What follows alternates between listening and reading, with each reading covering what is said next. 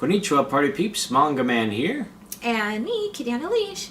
And we're here to talk about Anime Milwaukee 2018. Yeah. Let's first talk, we're first going to talk about our overall experience at the con, what we liked, what we disliked, what we got, and then ending thoughts. Right. So first, overall experience at the con. Kitty? I thought that Anime Milwaukee this year was pretty good. There were some really interesting new things that I got to see and experience. The vendors hall was really great. And yeah, I mean, it was a good overall experience. How about you? Overall, I felt I've been to Anime Milwaukee for a while. And while I did enjoy it, I felt it was a little lackluster than prior years. And we'll kind of go into that. But my overall experience, I enjoyed it, but I felt it was a little lacking. Yeah, definitely. But before we get into the negatives, let's first talk about the positives. What did you like about Anime Milwaukee this year, Kitty? This year I liked that they did a really nice job with the Artist Alley and Vendor Hall. Everything was laid out very easily to get around. You kind of knew, okay, this is one area, this is the other area, this is the next area. So there wasn't anything to really get confused about. We went to some pretty interesting panels. Yeah. And yeah, it was good. Yeah, the panels that we went to, I felt were the best ones, was the Hidden Japanese Martial Arts panel. Yeah. They showcased 3 different martial arts. I'm not going to name here for fear of mispronouncing them. But Kendo was one of them. Another one was... That was awesome. Aikido, and a Japanese archery style, which I don't remember the name of off the top of my head. But in reference to the what you said about the Artist Alley and the Vendors Hall, I liked again this year that they had the artists right when you walk in to the vendors. That was a really nice layout design to kind of give the artists a chance to kind of showcase their stuff before the people wind into the main vendors to get other stuff to first help out the little guys with their artwork. I also enjoyed a lot of the people that we got to see. I got to see a lot of my good friends. Shout outs to them here. But with all that good stuff, we also have to talk about some of the negative stuff, which unfortunately this year there was a lot. There was a lot. I may be so bold. First starting off with, while yes, the vendors hall, they had a lot of good things to them, there were a few things that were lacking. Most notably, a dedicated manga seller this year. Yes, there was a used manga seller, same guy that comes every year with the used manga, and there were some sellers that had a little tidbits of manga to sell here and there, but no real dedicated new manga seller. And there was a really, really big manga that I wanted to purchase that came out this month, but it looks like I'll have to try somewhere else. And luckily I have contacts through my talks with some of the vendors to possibly get a hold of that manga there. But the other letdown for the vendors hall was there was no big name presence as far as the industry goes. Yeah, last year there was at least I remember Crunchyroll being there as well as Viz Media, and they were just totally missing. I don't know what happened. Yeah, that was a big bummer. And even with not having any newer manga sellers or anime sellers, there were a lot of things that I was holding off on buying in these past couple of months because I thought I could get them here. Yeah. But I really couldn't. So that was a bummer. Another big bummer, it's understandable if they couldn't get Crunchyroll or Viz Media and maybe they were too expensive to get this year. But what was inexcusable was, and I think a lot of con-goers can agree, the significant drop the ball of the panels.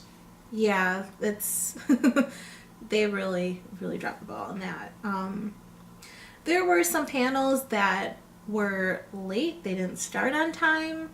There were some panels that were canceled. There were some panels that people have no idea what even happened to them. And some of them had technical difficulties too. Mm-hmm. Like a panel that the MPC and I went to had issues with their audio set up. It was a bad YouTube video panel, and shout outs to those guys again. But yeah, they had some issues, and like they tried to like make good fun of it, but it was really like something like the real big problem with it was that they were so understaffed, and it is unfortunate. Like, you know, we all want to go to these cons to like have fun, but they still need help running these things. And without the significant amount of people to kind of help back that up, we run into these problems, like with the the long lines to even check in. Yeah. We had our tickets already pre-ordered, and we had to stand and wait in line for over an hour and a half. On Friday. It wasn't even like the busiest day of the convention. And I thought that was really kind of unacceptable. Like, I understand that things happen and maybe there weren't enough volunteers or staff being able to run this, but that's a good chunk of your day or morning there. And there were some, like, quite a few panels I did want to see early Friday morning that we didn't get to because we were standing in line for like almost 2 hours for pre-registration tickets. So I don't really know what was going on with that, but a lot of people had to complain about that. Almost everyone we talked to had an issue with that, right? We couldn't even meet up with some of our friends because they were stuck in line for hours on end and didn't ever get back to them. It was also an issue with, like, this wouldn't be so much of an issue with the paneling if they would have communicated better. I know, like, we didn't really look, but I know some of the other Congoras were looking onto the Anime Milwaukee app to kind of, like, check for, like, updates and whatnot. And from what I've heard, and correct me in the comments below if you were at Anime Milwaukee and you experienced something different, but from what I heard from most people was that the app for the schedule wasn't even updating on time to let us know. That martial arts panel we went to, it was supposed to start at 4, so we got there at like 3:55 or something. It was like maybe 4:45. Or 4:45. We were a little late. Yeah, we were a little late, thinking like, we'll be a little late, that's okay. And we come into a panel that was actually supposed to start at 2, but 2 panels next to it, both how to draw manga and calligraphy panel, both got canceled.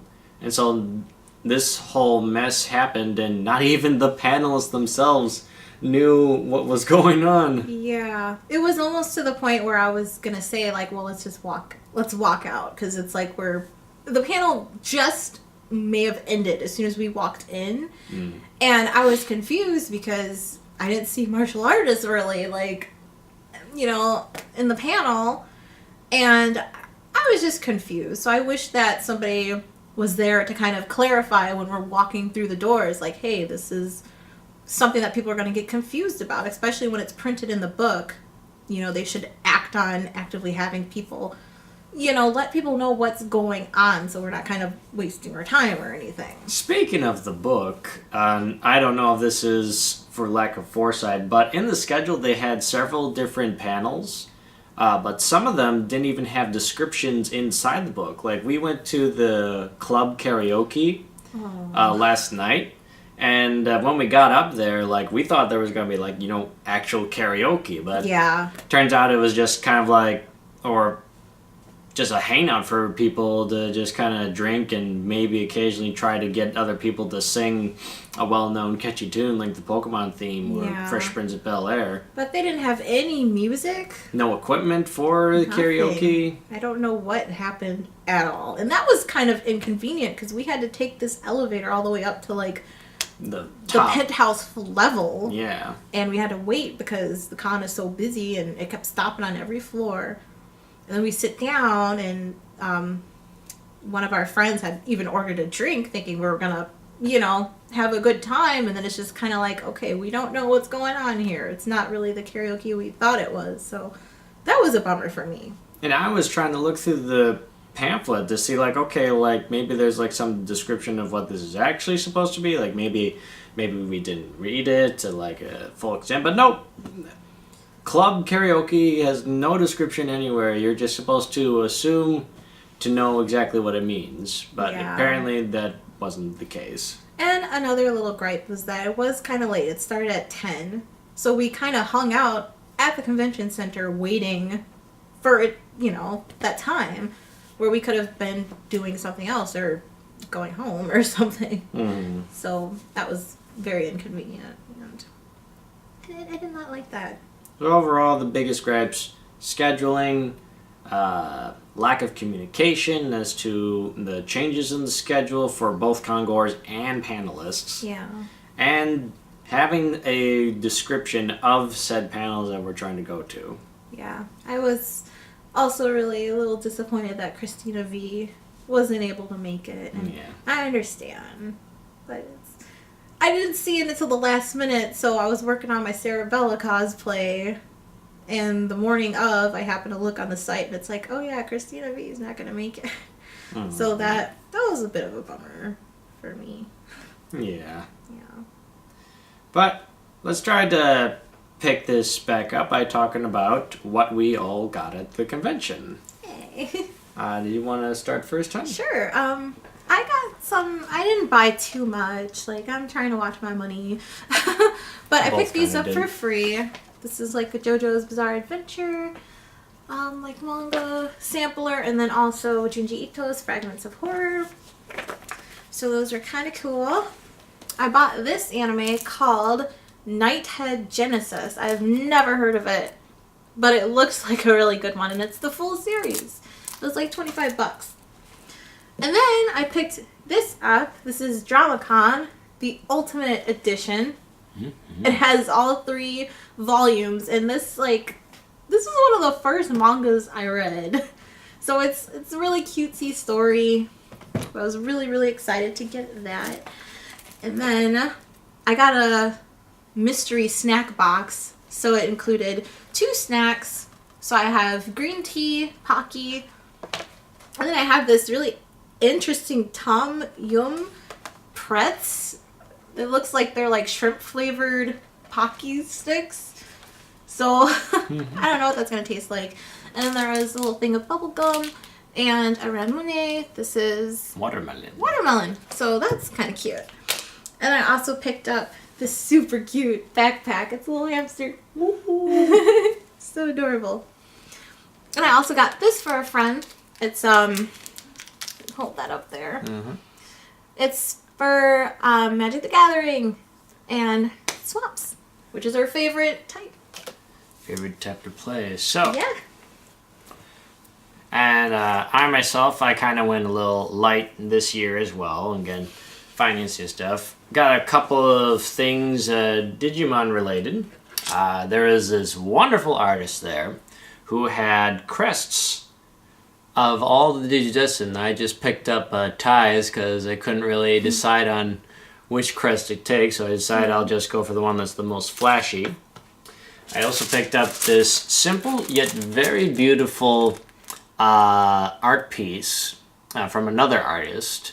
It has the day and month and year of when Digimon first aired. I think in the US here, 8/1/1999. Either that here or in Japan. And I also picked up this cool little Digimon t-shirt.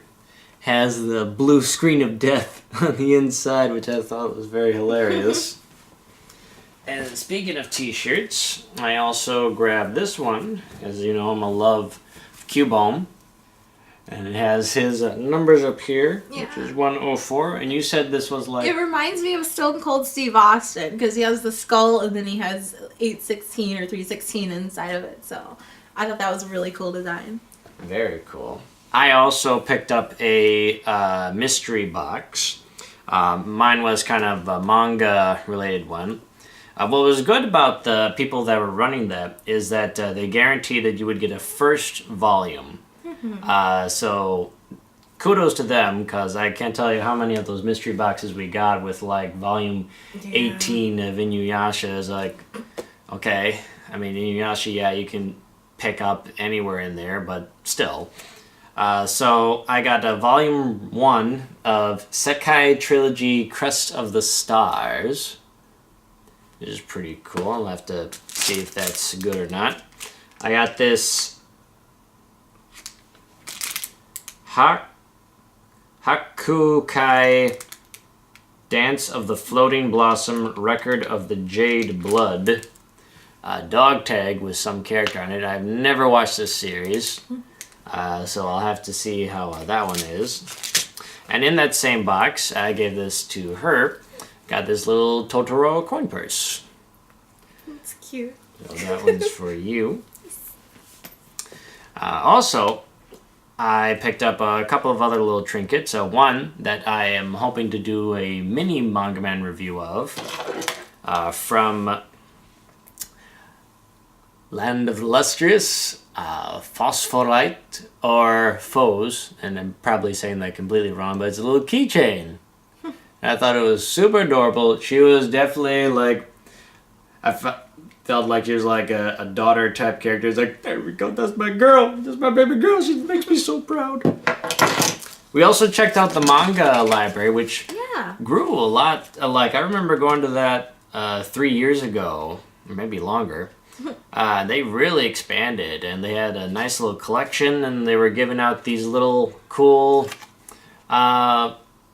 book marks. Yeah, it was really fun. I'd recommend like stopping in there if you have the chance to. If you're like, I don't know what to do right now, I need a breather, stop in the manga library. It's awesome. It's a nice chill spot. And of course, I picked up some anime. I've got the next part of the Lupin the Third Part 2 collection series. I got collection 2 for episodes 41 and 79. Ooh.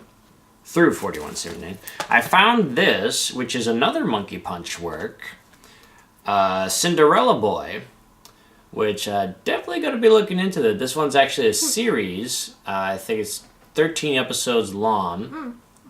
And it follows, according to the back of the box here, Monkey Punch, the creator of Lupin the Third, presents a sexy new action comedy with a sci-fi twist. Sounds interesting. Very much. And then finally, any of you folks that have been watching Devilman Crybaby, this anime is also the same director for Devilman Crybaby, also directed this. And he's most well known for his kind of very out there, outlandish, psychedelic designs. I've been getting more and more into his work, so I thought I would pick up this one. This is Kaiba, the complete series on DVD and Blu-ray. And it's a body without memories in a world of memories without bodies. It just seems like such an abstract series, but so intriguing at the same time. It's got all these little colorful characters with very whimsical designs on it. I love series that kind of like go against the usual norm of the high school slice of life rom-com type thing, or the generic I'm going to enter into another world and I'm going to be a badass fantasy character or whatever. But yeah, final thoughts on Anime Milwaukee 2018. It was good. I feel like I had a little bit more fun last year in terms of what they can offer. But I hope they can really pick it up again next year. Like, I want to see more industry people there. It was really fun with Viz Media. That was like one of the coolest things ever. I actually won a wallet at their panel last year. So I like that. And hopefully they can get their stuff situated with staff, because that was definitely a big no. Like, I wish they had everything a little bit more organized. I wish things could flow a little bit better. And yeah, overall, I thought it was good. Hopefully they improve, because some of those things are just, they weren't all that great to deal with. I was at Anime Milwaukee since 2010. I've been there like a couple of times, a couple of years since then. From starting out as a very, very small convention. I think they first started out in like the UW Milwaukee campus and then graduated to the Wisconsin Center from there. From going from that to this, they definitely had their ups and downs, but this one's a little bit of a down for me. I felt that I was enjoying more the people and the experience with those people at the con than I was enjoying the con itself. And I know that's very, very harsh to kind of say about it, but that's just my honest opinion of this MangaMan's review of Anime Milwaukee 2018, featuring Kitty on a Leash. But until then, party peeps, we will see you again at the next convention review. Yay. And let us know in the comments below, if you went to Anime Milwaukee this year, what did you think about your con experience? Or if you are going to any other conventions, what would you suggest us going to and reviewing? Until next time, party peeps, this has been the MangaMan. And Kitty on a Leash.